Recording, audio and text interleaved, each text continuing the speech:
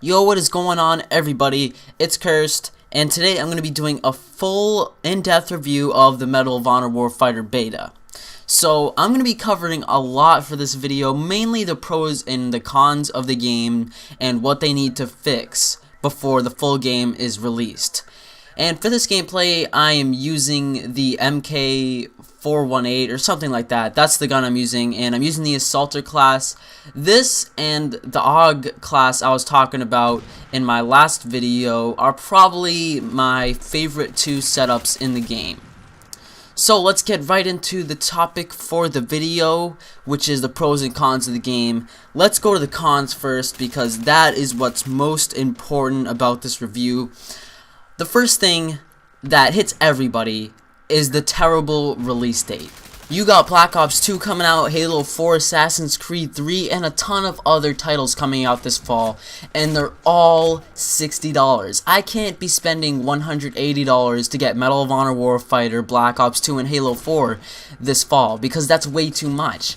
And the only way Medal of Honor can fix this is if they lower the price to, say, $50 or $40, or else they're not going to be getting a lot of sales. If they lower the price, then they're probably going to be doubling in sales, or somewhere around that range. But now let's look into the real in-game problems that this game is having. The first one that always gets me is how there are too many people in one game. There should be 6 or 8 people instead of 10 on each team. There are so many times where I'm getting shot from behind, or I get in a gunfight where it's me versus like 3 other people, and guess what happens when I get into those gunfights? I always lose. And that's just fucking annoying. So they need to fix that. There can't be 10 people on each team on such small maps. And another thing is the explosives are too powerful. There are way too many explosives in the game, such as the kill streaks, the mortars, the grenades, the noob tubes, all of that stuff, and all of those explosives are too powerful. Plus, you don't even have to cook frag grenades, so basically once you see that frag grenade symbol on your screen, you're already dead, because it's going to explode within 2 seconds, and you have no time to get away from it.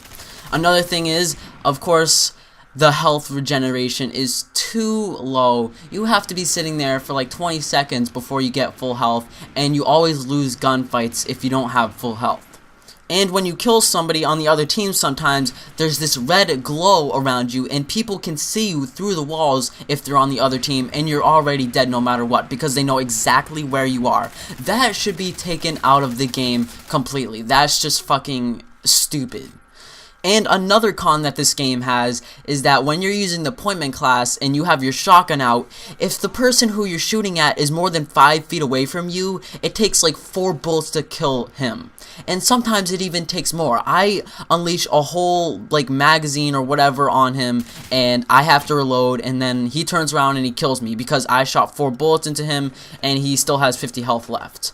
And another con that this game has is, for some reason, when you're in a Black Hawk, it automatically spawns you, and then you just keep getting spawn killed. And the Apache gunner is way more powerful than the rockets it shoots, so if your fireteam buddy gets an Apache, then you get to be in the gunner, and you get more kills than him, which makes no sense because he earned the kill streak. But wait, we're still not done with the cons yet. Another one is that I'm always having to reload, and every single time I reload, I get killed. Literally, half of my deaths are because I tried to reload my gun. And another thing is that when you're trying to go from prone to crouch or crouch to prone, it takes too long, and you don't have your gun out, so you end up getting killed. And the HUD is way too cluttered. The map should be in the top left, the kill feed should be in the bottom left, and your health and your ammo should be smaller. And the last con that I'm going to be covering is that the game is just really confusing in general. All the customization is a bit confusing. When you're in the game, it's, hard to have an idea about what you're supposed to be doing at first. The game has a really big learning curve, and it can get really hard to get used to at first, and it turns a lot of people off, and a lot of people end up not liking it because they don't give it a try. and that's probably something they need to fix too. They need to make it less confusing. They need to have like a guide or whatever in the beginning of the game, because nobody's ever played this game before. Yeah, they've played Medal of Honor 2010, but honestly, Medal of Honor 2010 is nothing like Medal of Honor Warfighter. So, finally, let's get to the pros of the game. What is good about the game? Well, at least there was a beta, so that some of these problems that I just stated can be resolved. I can't thank the developers, Danger Close, for doing this enough. I mean, at least they did a fucking beta, so some of these problems can get fixed.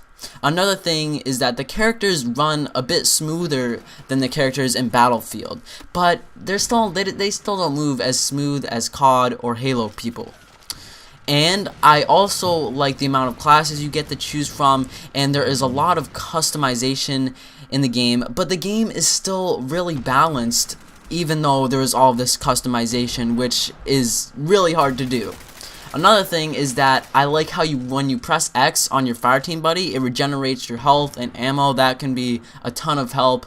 And also, I like how there are kill streaks, and if you choose a different class, then you get different kill streaks. If you're using the Pointman class, then you get a UAV. If you're using the Assault class, you get mortar strikes. And also, the camos in this game look pretty sick, and there are a ton of them. They're definitely better than the camos on Call of Duty. And also, probably the biggest thing is that there is dedicated servers and good hit detection. And there is graphics and sound that are great because of the Frostbite 2 engine, and the weapons work well, unlike the weapons in Battlefield 3. So basically those are all the pros and cons. That was a lot of information, I know, but there are a lot of minor problems that need to be fixed before the full game is released. And none of these problems individually are game breaking, but when you put all of them together into one game, the game becomes sort of broken. But like I said, at least there was a beta for this game, and there is a good chance I will be getting it on October 23rd, which is, I'm pretty sure, the release date of the full game. And for now, I'm probably going to be still uploading some more beta gameplay if you guys do tend to still enjoy it. So thank you guys for watching the video. If you did enjoy it, then please hit that like button down below and leave a comment on what you think about all of this stuff that I talked about today. And if you want to see some more videos of mine, then please subscribe. And if you are subscribed, then I will see you guys later in my next video. Peace.